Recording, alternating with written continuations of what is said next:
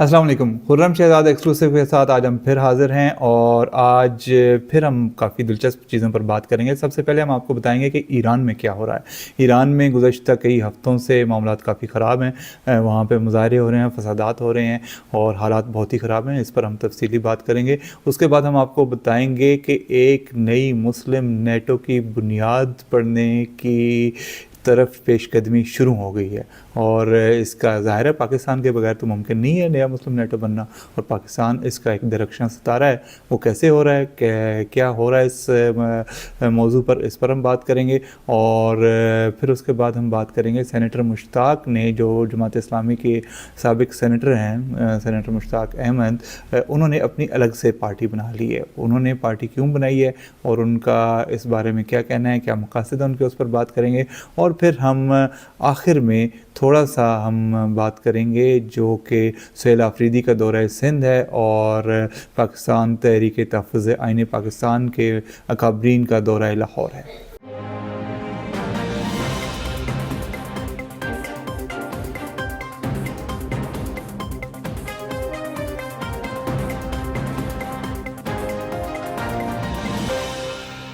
तो शुरू करते हैं जनाब ईरान में होने वाले मुज़ाहरों से।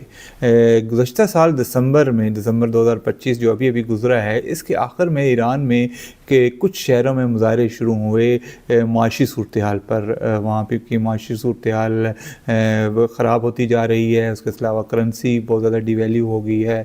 महंगाई पे और शहर ज़रूरियात न मिलने पर मुज़ाहरे शुरू हुए थे चंद शहरों में, जो कि फैलते फैलते अब 40 शहरों में पहुँच चुके हैं और उसमें अब तक 217 लोग जाँ बहक हो चुके हैं और काफ़ी अमलाक को नुकसानात पहुँचे हैं, बैंक्स को, सरकारी इमारतों को, इवन मसाजिद का तक को नुकसान पहुँचा है और 2500 के करीब लोग अब तक गिरफ़्तार हुए हैं। और अब ये मुज़ाहरे फैलते ही जा रहे हैं, ईरान के मुख्तलिफ़ शहरों में फैल रहे हैं और अब हम देख रहे थे कि तकरीबन 40 शहरों तक इस वक्त ये मुज़ाहरे फैल गए हैं और अभी ये रुकने का नाम नहीं ले रहे। इस बारे में ईरान की हुकूमत ने इन मुज़ाहरीन पर काबू पाने के लिए बहुत सख्त इक़दाम कर रखे हैं और उनका ये कहना है कि हम मुज़ाहरीन को हावी नहीं होने देंगे। उन्होंने पाकिस्तानी शहरियों को भी, जो पाकिस्तानी शहरी काफ़ी वहाँ आते जाते हैं, तो उनके लिए भी कुछ गाइडलाइंस दी हैं और उनके लिए रब्ता नंबर्स वगैरह, हेल्पलाइंस वगैरह उन्होंने कायम की हैं और अदरवाइज़ वो जान माल के तहफ़्फ़ुज़ के लिए इक़दाम करें। लेकिन मुज़ाहरीन जो हैं वो बढ़ते जा रहे हैं और आए रोज़ जो है इनमें इजाफ़ा हो रहा है। अब इसके मज़मरात क्या हैं? एक तो यही कि वो करेंसी की डिवैल्यू होने के बारे में शुरू हुए थे, मईशत के बारे में शुरू हुए थे, लेकिन ज़ाहिर है कोई ना कोई वजह तो होती है किसी भी एहतजाज की। लेकिन फिर उसमें होता ये है कि अक्सर पूरी दुनिया में उसमें ऐसी फोर्सेस आ जाती हैं जो उन हालात को अपने हक़ में इस्तेमाल करना शुरू कर देती हैं। तो अब जो है इसमें एक सियासी रंग भी आ रहा है और यहाँ तक बातें हो रही हैं कि ये मुज़ाहरीन जो हैं ये फैलते जाएंगे और इस बात के इम्कानात अब पैदा होते नज़र आ रहे हैं कि वो हो सकता है हुकूमत को भी गिरा दें। और इस सिलसिले में अपोजिशन लीडर उनका नाम आ रहा है रज़ा पहलवी का, और उसको के बारे में सरकारी सतह पर भी बयानात जारी हुए हैं और इंटरनेशनल मीडिया में भी उनका नाम आ रहा है कि रज़ा पहलवी जो हैं वो भी इस सूरत हाल में किरदार अदा कर रहे हैं। लेकिन जो सबसे बड़ी बात है वो ये कि अमेरिका ने धमकी लगा दी है।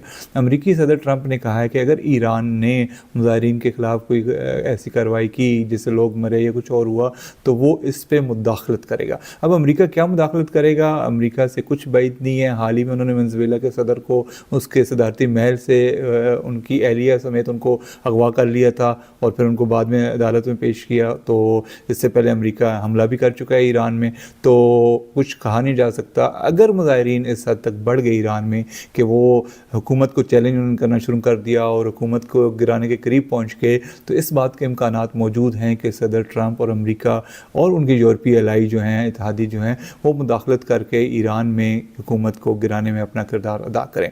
अब तक की जो सूरत हाल हमने देखी है उसमें लग रहा है कि जहाँ मुज़ाहरीन सामने आए थे अपने मुतालबात की वजह से, कुछ मुआशी मसाइल की वजह से, वहीं यकीनन कहीं ना कहीं किसी न किसी ने उनको इस्तेमाल भी किया है और जो है मामला आगे बढ़ाने में, फसादात को ज़्यादा फैलाने में भी किरदार कुछ दूसरी क़ुव्वतों ने अदा किया, जो कि हमेशा होता है इस तरह के सियासी मामलात में, तनाज़ात में। और जो एक हंगामा आराई होती है, बेचैनी होती है, उसमें दूसरी क़ुव्वतें अपना किरदार अदा करती हैं और यहाँ भी नज़र आ रहा है कि कहीं ना कहीं कोई ना कोई किरदार अदा हुआ है।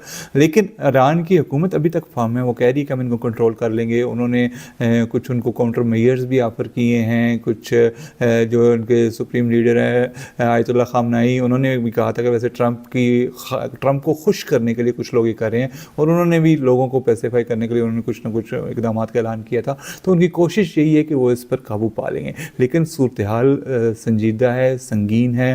آنے والے دنوں میں اس میں اضافہ بھی ہو سکتا ہے, اور اس بات کا بھی امکان ہے کہ ایرانی حکومت جو ہے کوششیں کر کے تو اس کو قابو میں کر لے. اس پر ہم نظر رکھے ہوئے ہیں, اور آنے والے دنوں میں ہم اس پر آپ کو مزید تفصیلات فراہم کریں گے. فی الحال ہم نے چونکہ ایران ہمارے خطے میں ہے, اور اس سے ظاہر ہے ایران میں اگر کچھ تبدیلی آتی ہے تو پاکستان میں بھی اس کے اثرات مرتب ہوتے ہیں. 79 میں بھی جب وہاں پہ انقلاب آیا تھا تو پاکستان میں اثرات مرتب ہوئے تھے, تو ہم کنسرن تو ہیں. لیکن یہ پاکستان کے لیے ذرا خوش بختی کا وقت چل رہا ہے. تو جہاں ہم ایران ہمارا بردر مسلم ملک ہے اس کے لیے ہم پریشان ہیں, وہیں ہم پاکستان کی کامیابیوں پر مطمئن اور خوش بھی ہیں. ابھی تازہ ترین ایک اطلاع آئی ہے کل, بلومبرگ کے جو ایک انٹرنیشنل میڈیا کا ادارہ ہے, بہت کریڈیبل ہے, انہوں نے خبر دی ہے کہ جو ترکیہ ہے پاکستان کا, وہ بھی مسلم بردر ہے, وہ پاکستان اور سعودی عرب کے دفاعی معاہدے میں شریک ہونا چاہتا ہے, اور اس کے لیے وہ انتہائی اچھی کوششیں کر رہا ہے, اور وہ اس بات کے قریب ہے کہ وہ اس معاہدے میں شامل ہو جائے. اور اس خبر کے انکشاف کے بعد اب باتیں شروع ہو گئی ہیں مسلم نیٹو کے قیام کی. ماضی میں ایک بڑا خواب رہا ہے مسلم ممالک کا کہ وہ جو ہے یہاں پر ایک نیٹو ہو, مسلم پاور ہو, اور سارے مسلم ملک مل کر آگے بڑھیں, اور اگر ان پہ ایسے کسی کو خطرہ ہو تو مل کر دفاع کریں. لیکن کافی مسائل کی وجہ سے یہ خواب اب تک تعبیر نہیں ہو سکا. لیکن اب اگر ترکیہ جس کو اب کہا جاتا ہے وہ اس معاہدے میں شامل ہوتا ہے, اور پاکستان اور سعودی عرب دونوں رضامند ہو جاتے ہیں ترکیہ کو ساتھ ملانے پہ, تو پھر یہ اس معاہدے کی ایک بنیاد پڑ سکتی ہے. آج ترکیہ شامل ہو رہا ہے, کل اور مسلم ممالک بھی شامل ہو سکتے ہیں. تو ہم لوگ مسلمان جو ہیں پاکستان کے, سعودی عرب کے, ترکیہ کے اور دوسرے ممالک کے مل کے ایک دوسرے کو دفاع کر سکتے ہیں, اور ایک دوسرے کی تعمیر و ترقی میں کردار ادا کر سکتے ہیں. تو ہمیں یہ پتہ چلا ہے کہ جو ترکیہ ہے وہ اس نے آفر بھی کی ہے کہ اگر ان کو شامل کر لیا جاتا ہے اس اتحاد میں, تو وہ جو ترکی کی ان کی دفاعی پاور ہے وہ بھی اویلیبل ہوگی پاکستان اور سعودی عرب کے لیے. ان کے وہ نیٹو کا حصہ رہے ہیں اور انہوں نے بڑی جنگیں لڑی ہیں, ان کے پاس ایک وسیع تجربہ ہے. اس کے علاوہ ان کے پاس جدید دفاعی ٹیکنالوجی بھی ہے, جہاں پر پاکستان کے پاس ہے پاکستان JF-17 تھنڈر کا ایک جنہوں نے بنایا ہے, اور اس کے علاوہ میزائل اور ٹینکس کی ٹیکنالوجی ہے. وہیں پہ ترکیہ کے پاس بھی جدید ہیلی کاپٹر بنانے کے اور ٹینکس بنانے کی, بحری جہاز بنانے کی اس طرح کی ٹیکنالوجی موجود ہے. اور ابھی پاکستان کو تو خیر آرڈرز بھی مل رہے ہیں JF-17 تھنڈر کے, بنگلہ دیش سے ملے اور دوسرے ممالک سے ملے ہیں. اور اگر یہ ساری پاورز کمبائن ہو جاتی ہیں تو ذرا تصور کیجئے سعودی عرب کی دولت, سعودی عرب کا وسائل, پاکستان کی دفاعی قوت, JF-17 ایٹمی طاقت, میزائل پروگرام, اور ترکیہ کے ناب ہیلی کاپٹر اور جدید جنگی ساز و سامان, تو ایک بڑی پاور بن کر ابھریں گے. تو یہ بہت اچھی خبر ہے, نہ صرف مسلم ممالک کے لیے اور پاکستان کے لیے. اور پاکستان کے لیے ایک اور بڑی اہم پیش رفت ہوئی ہے, جہاں امریکہ کے ہمارے پڑوسیوں سے, انڈین سے یقیناً سن کر جلتے رہیں, ان سے تعلقات بہت زیادہ خراب ہیں. وہیں پاکستان میں امریکہ اور پاکستان کی کاؤنٹر ٹیررزم مشقیں شروع ہو گئی ہیں.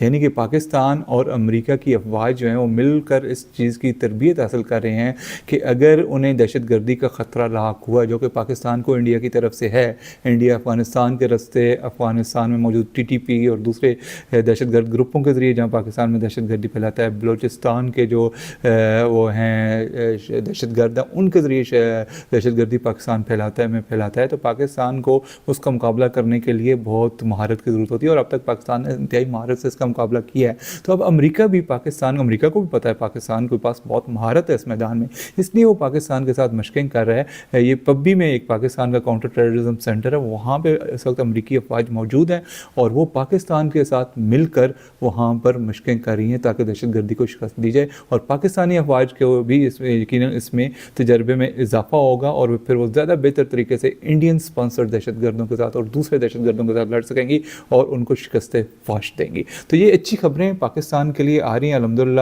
کافی پچھلے گزشتہ سال جب 2025 شروع ہوا تھا تب سے آ رہی ہیں, اور 2026 میں بھی جاری ہیں, اور انشاءاللہ تعالی یہ ہمیشہ جاری رہیں گی. اور ہم امید کرتے ہیں کہ پاکستان اس کے کامیابیاں آتی رہیں گی. پاکستان نہ صرف دفاعی میدان میں بلکہ معاشی میدان میں, اور سب سے بڑھ کر سماجی اور سیاسی میدان میں, جہاں پہ ہم ہمارے بہت سارے تنازعات ہیں ان میں بھی آگے بڑھے گا اور ان تنازعات کو حل کر کے اور جو ہے پاکستان ہر شعبے میں ترقی کرے گا. تو جہاں ہم بات کر رہے ہیں سماجی اور سیاسی شعبے کی, وہیں ہم آپ کو بتاتے چلیں کہ سابق سینیٹر مشتاق احمد خان جو کہ پاکستان کی جماعت اسلامی کے سینیٹر تھے سینٹ میں اور ریٹائرڈ ہو چکے ہیں, انہوں نے جماعت اسلامی سے کچھ ماہ پہلے استعفیٰ دے دیا تھا, ان کے کچھ ذاتی اختلافات ہو گئے تھے جماعت سے.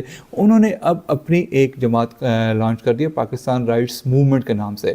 سینیٹر مشتاق احمد خان جو ہیں وہ ایک انتہائی اچھی وائبرنٹ آواز ہیں, وہ سماجی معاملات پر آواز اٹھاتے ہیں, وہ اس کے علاوہ پاکستان کے قومی معاملات پر اور مسلم امہ کے معاملات پر بھی آواز اٹھاتے ہیں. حال ہی میں وہ اسرائیل گئے تھے ایک انٹرنیشنل فلوٹیلا کے ساتھ, جہاں پر انہوں نے جا کے غزہ کے جو معصوم لوگوں کو جن کو قتل کیا جاتا رہا ہے اور جا رہا ہے اور ان کی جو غذائی ناکہ بندی ہوتی ہے اس کے خلاف آواز اٹھائی. وہ اسرائیلی حراست میں بھی رہے اور انہوں نے وہاں پر پاکستان کی نمائندگی کی. اس کے بعد پاکستان میں بھی وہ فلسطین کے لیے ہمیشہ آواز اٹھاتے ہیں اور پسے ہوئے طبقات کے لیے آواز اٹھاتے ہیں اور ان ایشوز پر بات کرتے ہیں جہاں پہ عام لوگ بات نہیں کرتے. تو انہوں نے ایک پولیٹیکل پارٹی لانچ کی ہے اور ان کا کہنا یہ ہے کہ اس جماعت کا مقصد مخصوص طبقات کے اجارہ کا خاتمہ, سماجی اور معاشی انصاف کا قیام, فوری اور سستے انصاف کی فراہمی, آزادی اظہار کا تحفظ, تعلیم اور صحت کی سہولیات کی فراہمی, غربت اور کرپشن کے خاتمے کے ساتھ ساتھ ماورائے عدالت قتل اور ملٹری آپریشنز کے سلسلے کو روکنا ہے. اور ان کے مطابق وفاقی اکائیوں کے درمیان اعتماد کی بحالی بھی پارٹی کی ترجیحات میں شامل ہے. اب دیکھنا یہ ہے کہ ظاہر ہر پارٹی کے ایجنڈا تو ہوتے ہیں, مقاصد ہوتے ہیں اور وہ اس پر ہر جماعت کی کوشش ہوتی ہے کہ کامیاب ہو, لیکن ہماری سیاسی جماعتیں ڈی ٹریک ہو جاتی ہیں. اور پھر جس طرح کے سینیٹر مشتاق احمد ہیں, اس طرح کی جو جماعتیں آتی ہیں جو کہ جن کی خواب ہوتے ہیں اور خواہشات ہوتی ہیں کہ وہ عوام کے اندر میں سے تبدیلی لے کے آئیں گے اور عوام کو ساتھ ملا کے اپنے کاز کے لیے جدوجہد کریں گے, ایسی پارٹی ہم نے آج تک پاکستان میں کامیاب ہوتی نہیں دیکھی. اور کہیں نہ کہیں اس پارٹی کو جا کے ان لوگوں کی حمایت حاصل کرنا پڑتی ہے جو کہ اس نظام کا حصہ ہیں, چاہے وہ الیکٹیبلز ہوں, چاہے وہ اسٹیبلشمنٹ ہو, چاہے کچھ اور قوتیں ہوں. ہمارے پاس اس کی تازہ ترین مثال عمران خان کی ہے, جنہوں نے یہ حمایت حاصل کرنے کے بعد اقتدار حاصل کیا اور پھر وہ اقتدار میں زیادہ دیر نہیں ٹھہر سکے اور پھر ان کو اقتدار سے نکلنا پڑا اور آج کل وہ اپنی ذاتی اس میں زندگی میں کے مسائل کم کرنے میں اور اقتدار میں واپسی کے لیے جدوجہد کر رہے ہیں.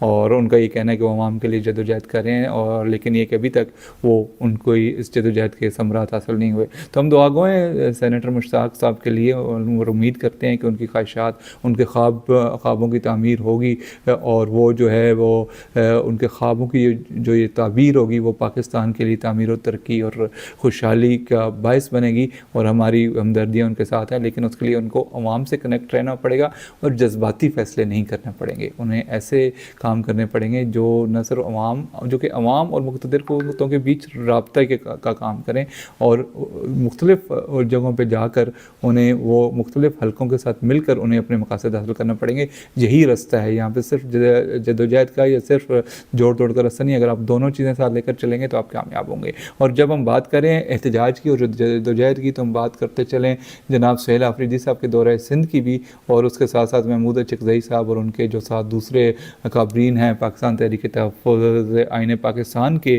انہوں نے آج ایک پریس کانفرنس بھی کی ہے, محمود چکزئی صاحب نے اور مصطفیٰ نواز کھوکھر صاحب نے لاہور میں, اور اس کے علاوہ بھی وہ کچھ سرگرمیوں میں ہیں ان پہ بات کرتے ہیں. لیکن اس سے پہلے ہم سہیل آفریدی صاحب کی بات کرتے ہیں ان کے بارے میں جو ان کا دورہ سندھ جاری ہے, اور آج وہ حیدرآباد گئے ہیں.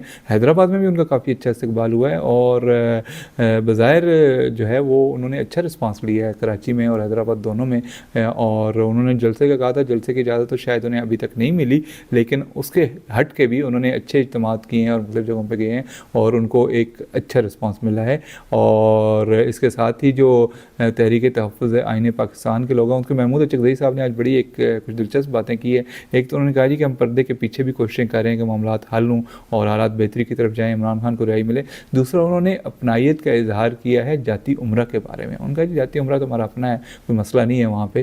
تو یہ ایک اچھی بات ہے, امید کی کرن ہے, اور ان کے لیے بھی تحریک انصاف اور تحریک تحفظ آئین پاکستان والوں کو بھی کے لیے بھی ہماری یہی گزارش ہے کہ آپ نے اب شو کر لیا اسٹریٹ پاور، کچھ نہ کچھ آپ نے شو کر لیے، کراچی میں اچھی کر لی، حیدرآباد میں اچھی کر لی، لاہور میں کسی حد تک کر لی، پنجاب میں، تو اب آپ یہ نہیں کہ آپ بالکل احتجاج کی پٹڑی پہ چڑھ جائیں کہ آپ کو نشہ چڑھ جائے کہ لوگ ٹھیک ہے کچھ نہ کچھ لوگ اب بھی آپ کی بات سن رہے ہیں، آپ نے ایک اپنے آپ کو اسٹیبلش کر لیا، اب آپ مذاکرات کی طرف بڑھیں، اور آپ کی اولین کوشش یہ ہونی چاہیے کہ آپ مذاکرات کر کے جو مقتدر کو ہوتے ہیں، جو فیصلہ ساز کو ہوتے ہیں، حکومت ہیں، ان کے دوسرے پارٹنرز ہیں، ان کو بتائیں کہ ٹھیک ہے یار لوگ ابھی بھی ہماری بات سن رہے ہیں، آپ کو پتہ ہے کہ تمام تر پابندیوں کے باوجود لوگوں نے ساتھ دیا ہے، جتنی بھی تعداد میں دیا ہے اتنی بڑی تعداد میں تو نہیں نکلے، لیکن کچھ نہ کچھ نکلے ہیں، تو اس کو آپ کیپٹلائز کر کے مذاکرات کی میز پر جائیں اور مذاکرات کریں۔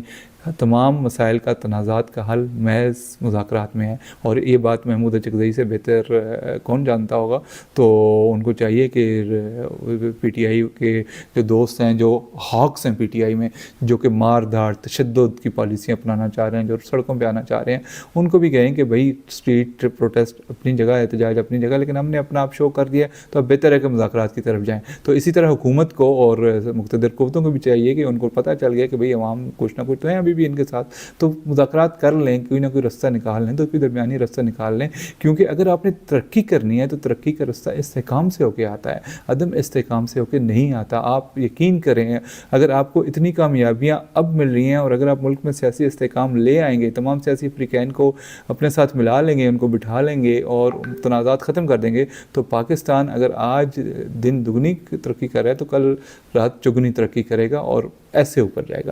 اس لیے آپ سے گزارش ہے کہ اپنی جو ہے مذاکرات کی اور امن کی کوششوں کو فروغ دیں اور ان پر کام کریں۔ آج کے لیے اتنا ہی، کل پھر ملیں گے۔ آپ سبسکرائب ضرور کریں خرم شہزاد ایکسکلوسیو کو۔ بہت شکریہ۔